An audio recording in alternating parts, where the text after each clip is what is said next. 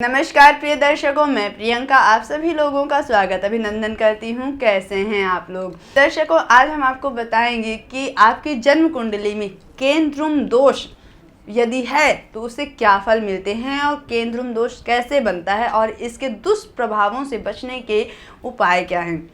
केंद्रुम दोष जिस व्यक्ति की कुंडली में बनता है उस जातक के जीवन में बहुत मुश्किलों का सामना करना पड़ता है उसे। ऐसे जातक को जिनकी कुंडली में ये दोष बन रहा होता है, कई बार ऐसे जातक दरिद्र भी हो जाते हैं, धन की अक्सर कमी बनी रहती है, बहुत सारे दुखों का सामना करना पड़ता है।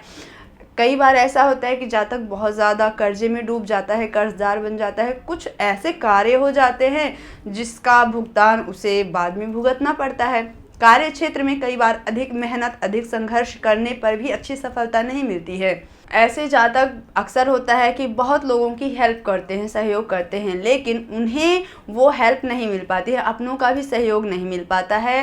कार्य क्षेत्र में या बिजनेस व्यापार में बहुत ज़्यादा एफर्ट्स करने के बाद, बहुत मेहनत करने के बाद भी एक्सपेक्टेशंस पूरी नहीं होती हैं। तो कई बार ऐसा भी होता है कि अपने ज़िद्दी स्वभाव के कारण बनी बनाई बात बिगाड़ लेते हैं, थोड़े से मनमानी स्वभाव के भी हो जाते हैं, किसी के अंडर में आकर के काम करने वाले, किसी की बातें सुनने और मानने वाले नहीं होते हैं, जिससे कई बार गलत निर्णय भी हो जाते हैं और जिसके कारण फिर बाद में पछताना पड़ता है। तो आइए जानते हैं कि केंद्रुम योग कैसे बनता है। आपकी कुंडली में यदि चंद्रमा जिस भाव में है वहाँ से चंद्रमा से दूसरे और 12वें भाव में यदि कोई भी ग्रह ना हो तो ऐसे में इस दोष का निर्माण होता है। चंद्रमा पर किसी भी अशुभ ग्रह का प्रभाव ना हो, राहु केतु और सूर्य के अलावा चंद्रमा से दूसरे यदि राहु केतु हैं या सूर्य हैं तो इन ग्रहों को नहीं लिया जाएगा। लेकिन इन ग्रहों के अलावा यदि चंद्रमा पर किसी ग्रह की दृष्टि ना हो और या तो चंद्रमा से दूसरे और 12वें अन्य कोई ग्रह ना हो तो इस दोष का निर्माण होता है। अब ये योग खंडित कैसे होता है? तो यदि चंद्रमा से चौथे, 7वें और 10वें भाव में कोई ग्रह बैठे हों तो ये केंद्रुम दोष भंग हो जाता है। अब यह योग और बुरा प्रभाव भी देता है कई बार। तो कैसे?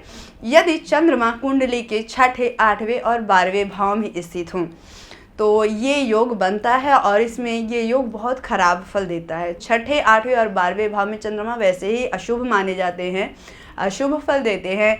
और 6, 8, 12 भाव के स्वामी के यदि नक्षत्र में भी अगर चंद्रमा हो तो ऐसे में भी ये योग बहुत परेशानी देता है। तो दर्शकों, कुछ इस प्रकार से योग बनते हैं जब आपके जीवन में अनायास परेशानियां आती हैं और आप उसका सामना कई बार नहीं कर पाते हैं, बहुत ज़्यादा परेशान हो जाते हैं। आपको भी यदि जानना है कि आपकी कुंडली में इस योग का निर्माण हो रहा है या नहीं तो स्क्रीन पर दिए गए नंबर पर कॉल करके आप हमसे संपर्क कर सकते हैं और संपूर्ण फलादेश पा सकते हैं। मिलते हैं अगले वीडियो में, तब तक के लिए प्यार भरा नमस्कार।